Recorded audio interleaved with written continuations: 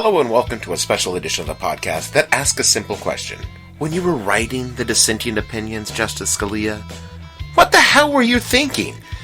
This is the Friday, June 26th, 2015, 14th Amendment Fuck Yeah special edition of the show. Stay tuned.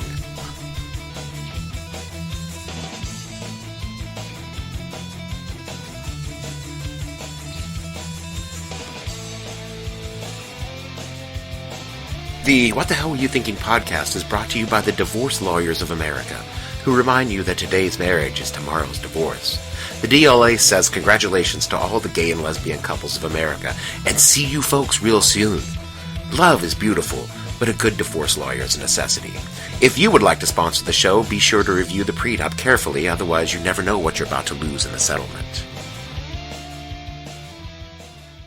As you all know by now, the Supreme Court handed down a decision today demolishing bans against gay marriage in all 50 states. Justice Kennedy, writing for the 5-4 majority, said, "No union is more profound than marriage, for it embodies the highest ideals of love, fidelity, devotion, sacrifice, and family. In forming a marital union, two people become something greater than they once were. As some of the petitioners in these cases demonstrate, marriage embodies a love that may endure past even death. It would misunderstand these men and women to say they disrespect the idea of marriage. Their plea is that they do respect it so deeply that they seek to find its fulfillment for themselves. Their hope is not to be condemned to live in loneliness, excluded from one of civilization's oldest institutions. They ask for equal dignity in the eyes of the law. The Constitution grants them that right. The judgment of the Court of Appeals for the Sixth Circuit is reversed." America, America, America, fuck yeah, coming again to save the motherfucking day, yeah, America, fuck yeah, freedom is the only way, yeah. I've waited so long to use that drop, both ironically and unironically at the same time. This really is the best day ever. Now, a lot of you are probably wondering what this means for you, the heterosexual couple in a committed marriage consecrated under the eyes of the Lord. And I'm thrilled to tell you exactly what this means. To finally reveal the secret that you long feared is true. Your marriages are now null and void. You will be immediately assigned to the nearest gay induction center, where we will issue you a divorce decree, a rainbow flag, and assign you a life partner who will guide you into your fabulous new existence as a homosexual. Your children will be given a recruiter who will gently steer them into the new norm, flamboyant homosexuality. It's fabulous! Our new overlord and president, Takei, will soon take the stage to give you final instructions as to where and when to report.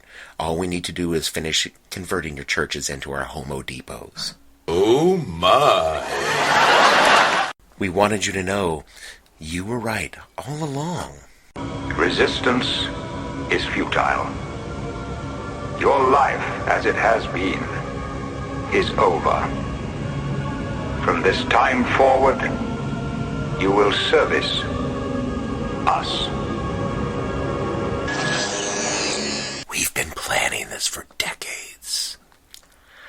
Meanwhile, back here on planet Earth, the only thing that has changed is people who were once deprived of their rights are no longer. Today is a day when freedom grew, and that is a day everyone should celebrate. I assure you, here in the real world, your hetero marriage is just as good and strong or bad and weak as it was 24 hours ago. If your church thinks gay marriage is an abomination, no one will be forcing your church to perform gay weddings. Because a marriage and a wedding are two different things. A marriage is a legal contract between two people who love one another to share property, care for children, and of course claim tax benefits. A wedding is a ceremony where you spend a lot of money for people you barely even like and then go on a short vacation before coming back to start your marriage. Maybe it's in a church. Maybe it's in the garden patio of a shitty bar on the Upper East Side. A wedding, it's a one-night show. Marriage is 6 seasons in syndication. Let me repeat very clearly, no one will ever force you to perform, attend, participate, or even approve of a gay wedding. But your opinion on gay marriage based on faith no longer binds people who don't share them. America is a better place than it was yesterday. We join other right-thinking people around the world in saying that love is something we should celebrate and embrace. That marriage between two people who love one another is not defined by the genitals of the parties, but what is in their hearts. Marriage is sacred, just not for the reasons some people say it is. It's sacred because it's the joining of two lives into one, for richer, for poorer, in sickness and in health, until one of you cheats on the other, and divorce court shall you part. Hey, Evian, I made up a new dance move. It's called the Move On With Your Life. Ha! I did the fax machine for you! I mean, I gotta keep it real here, folks. So Support for this podcast comes from Microsoft Teams. The world has changed, and Microsoft Teams is there to help us stay connected. Teams is the safe and secure way to chat, meet, call, and collaborate. To learn more, visit Microsoft.com/Teams. Support for this podcast comes from BMO. How will technology satisfy demands for a new level of order routing transparency? Why do you need to engage with a broker-dealer that can optimize the execution quality of every electronic trade? Unpredictable times call for expert insights. Read the article COVID-19 Underscores an Evolution in Electronic Trading by Anya O'Flynn, Managing Director and Head of Global Equity Products. Get her expert take at bmocm.com/COVID. That's bmocm.com/COVID. Electronic trading. We work here. we'll see you later on this weekend for the big show, but I think today we can close out on the proper anthem for a moment like this.